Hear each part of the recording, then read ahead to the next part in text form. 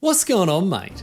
This is Riley Knight from the podcast Half-Assed History, here to have a bit of a chat with you about the heroes featured in Hidden Cup 5. All the heroes the players are using to hide their true identities are real-life people from history featured as units in various Age of Empires campaigns. And while T90 is an avid history lover, his knowledge and memory of history would pretty firmly make him a historical low elo legend, I think it's fair to say. So he invited me along to tell you a thing or two about these heroes we're watching square off against one another. Let's get to know one of them a little bit better. Sumanguru was the ruler of the West African Soso kingdom in the 13th century, but you probably know him best as the villain from the Sundiata campaign, where you play as the Malians. Also known to history as Sumaro Kante, there isn't a whole lot in the way of historical certainty when it comes to this fella. There are plenty of stories about him, but we're still not sure how many are true. In any case, we can get across the commonly accepted aspects of his tale and what about it is most likely to be true, such as his rise to prominence. While more or less everything about his early years remains a total mystery to us, we do know that Sumanguru emerged after the collapse of the mighty Ghana Empire in the early 13th century.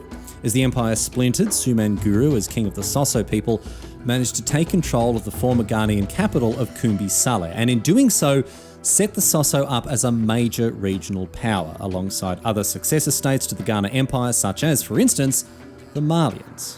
After seizing Kumbi Saleh, Sumanguru went around conquering other smaller neighbouring realms, and one such realm was the Mandinka. A Mandinka prince, however, managed to break away from Sumanguru's authority and slowly but surely built up a group of small realms that sought to oppose the Soso king. And this was a pivotal moment in the history of West Africa because that Mandinka prince was Sundiata from the campaign, and the alliances he built against Sumanguru ended up growing into the Mali Empire.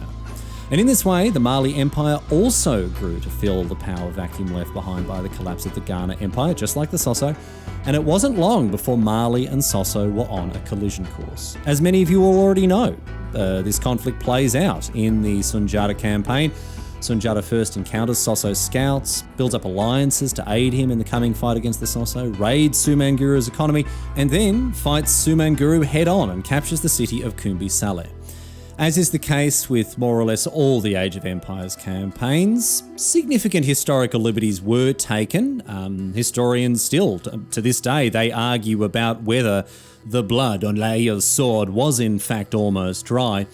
However, in broad strokes, the campaign does capture the truth of the matter, or as close to the truth as we can get in any case, because aside from knowing that Sundiata ultimately defeated Sumanguru at the Battle of Karina in 1235, guaranteeing Malian dominance in West Africa, a lot of the rest of Sumanguru's story is guesswork or just pure myth and legend.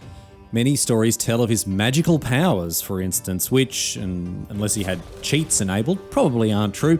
And even the stories that don't involve magic and sorcery still don't all line up. They contradict one another and they're very difficult to reconcile. So in short, it's hard to present a comprehensive history of Sumanguru. We don't even know his ultimate fate after he and the Soso were defeated by the Malians.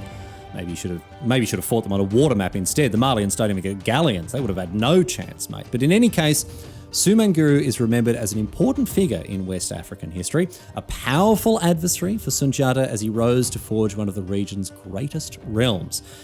In Hidden Cup 4, Sundiata made it all the way to the semi-finals. Can his old foe Sumanguru do better in Hidden Cup 5? Stay tuned to find out.